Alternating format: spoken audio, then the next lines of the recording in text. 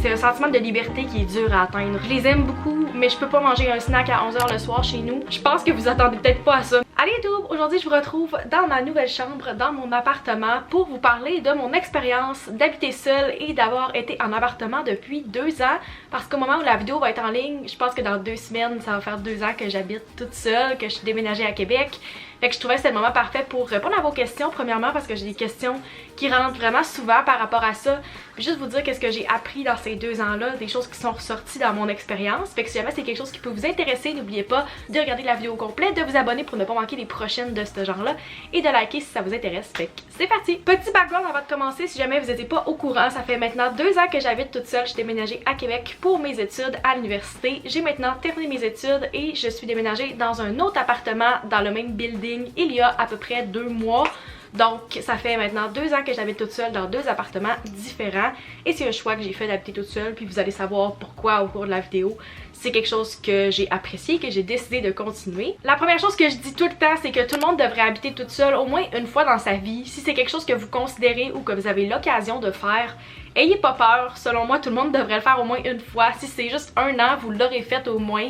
Je trouve que ça aide à bâtir une indépendance que tu peux pas atteindre si t'es tout le temps en train d'habiter avec des colocs, quelqu'un avec qui t'es en couple, de la famille.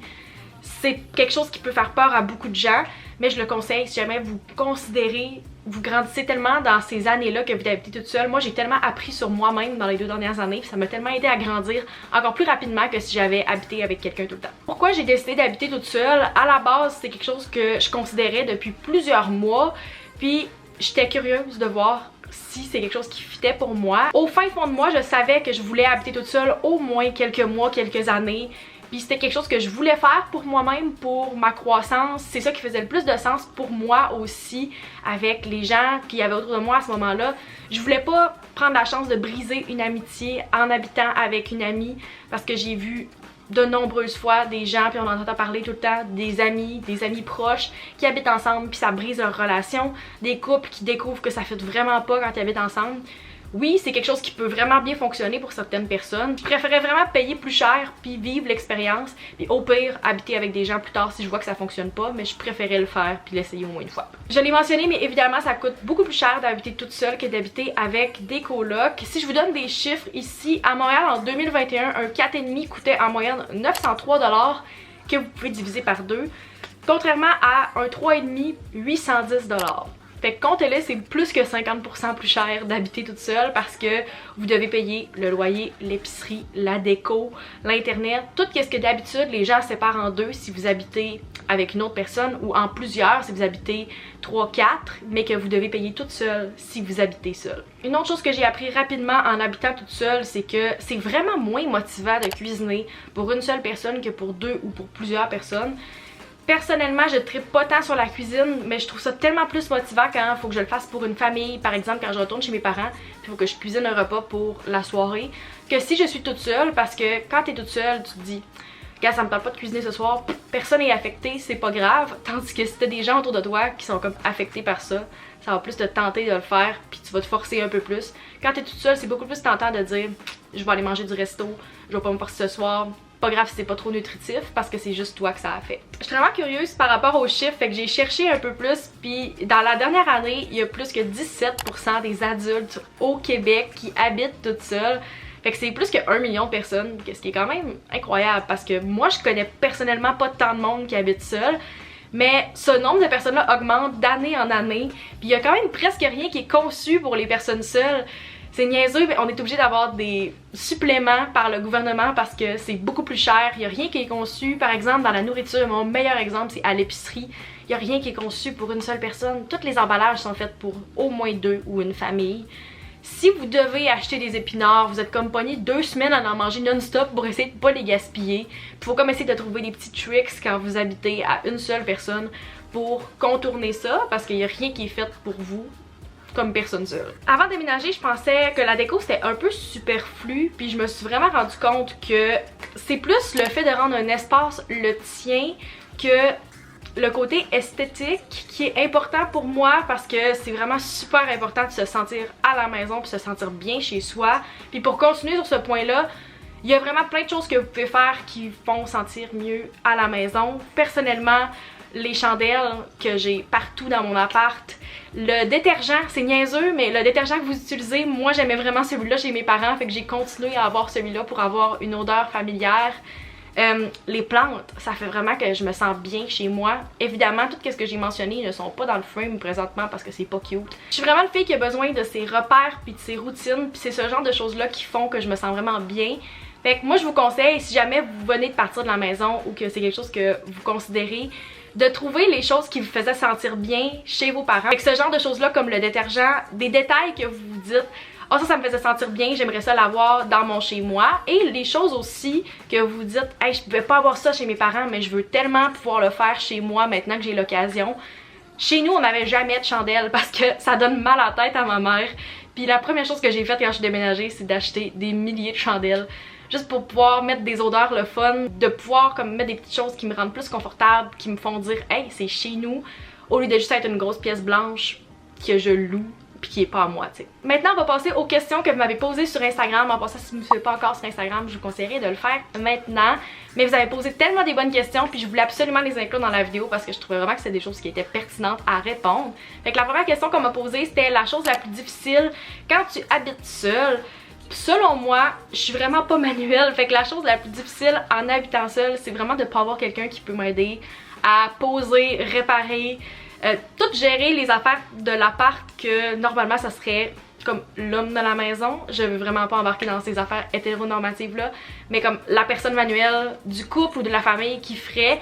Je suis zéro cette personne là, fait que c'est comme la chose la plus difficile pour moi. Faut tout le temps que je demande de l'aide à mon père ou à quelqu'un dans le building d'appart qui peut m'aider pour ça. Je pense que vous attendez peut-être pas à ça, mais pour moi c'est vraiment la chose la plus difficile. Personne ne m'a demandé, mais pour continuer sur cette question-là, la chose que je trouve le plus le fun d'habiter toute seule, c'est que je peux manger des snacks, écouter la télé, faire qu'est-ce que je veux à l'heure que je veux, genre tard le soir, et ça affecte personne. Puis ça c'est quelque chose que j'avais pas chez mes parents.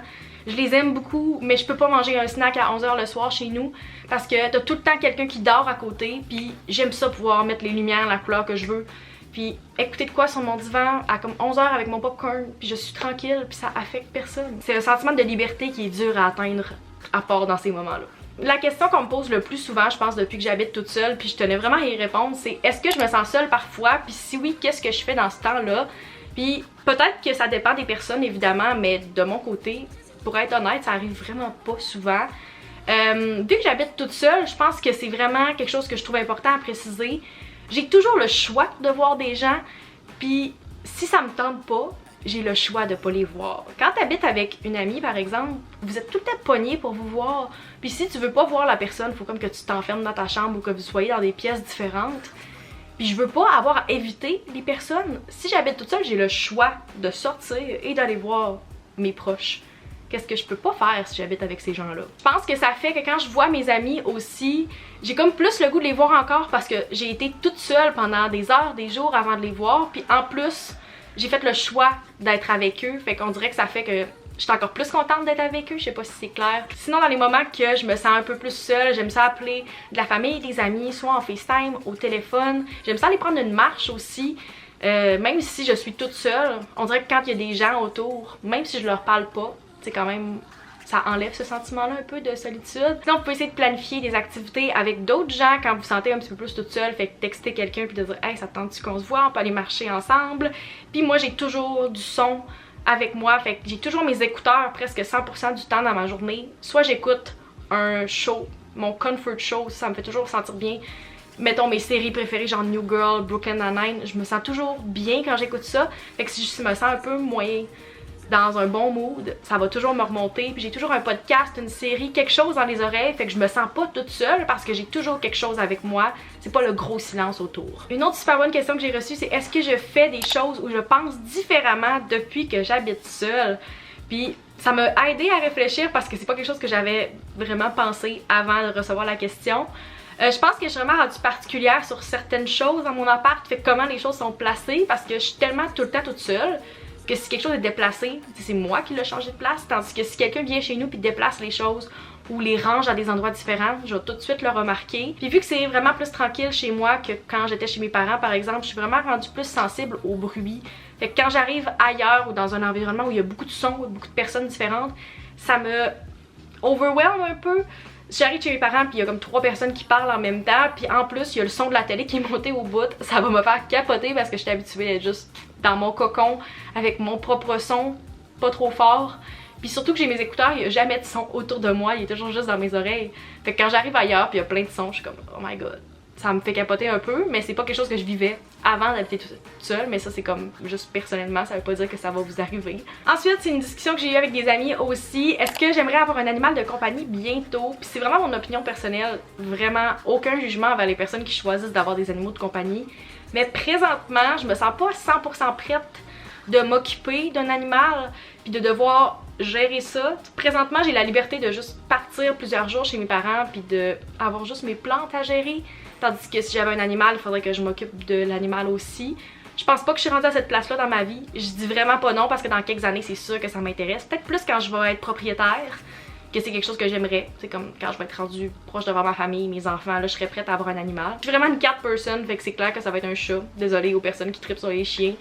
Mais pas tout de suite, dans quelques années. On m'a aussi demandé qu'est-ce que je fais dans les journées où je travaille pas, puis ça c'est vraiment différent de plusieurs personnes parce que j'ai toujours un peu de la job à faire avec YouTube. Les journées que je travaille pas, souvent j'ai comme cet autre job là, fait que je filme. J'essaye de me prévoir une journée, par exemple par fin de semaine où je fais des sorties avec des amis, que j'ai des activités, les soirs de semaine aussi pour m'occuper.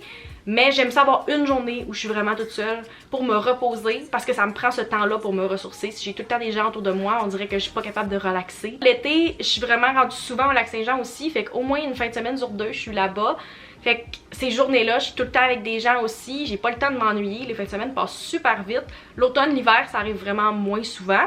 Mais j'ai pas vraiment le temps de m'ennuyer. Les journées que je suis très relax, je pourrais écouter une saison complète sur Netflix.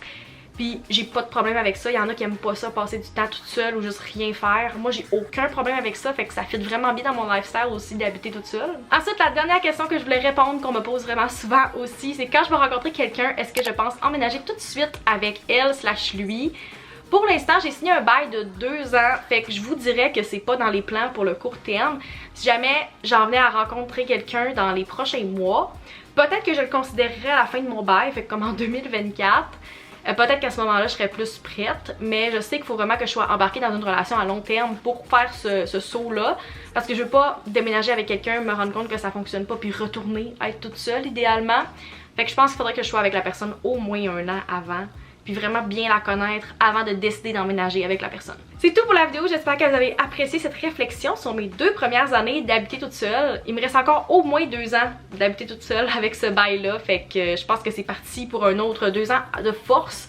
Moi j'aime vraiment ça. En résumé, là, je tiens à vous dire que c'est vraiment une expérience que j'ai beaucoup aimée. C'est pour ça que j'ai re-signé un autre 2 ans. Fait que si vous hésitez présentement, je vous dirais de faire le saut à 1000%. Une de mes amies l'a récemment faite, puis elle a dit que c'est une des meilleures décisions qu'elle a prises, fait que je vous conseillerais. C'est pas juste de mon côté, je vous dis que c'est la meilleure chose que vous pouvez faire pour vous-même. C'est vraiment une forme de self-care selon moi. Fait que n'oubliez pas de vous abonner pour ne pas manquer d'autres vidéos comme celle-ci. Et on se retrouve dans une prochaine vidéo. Bye!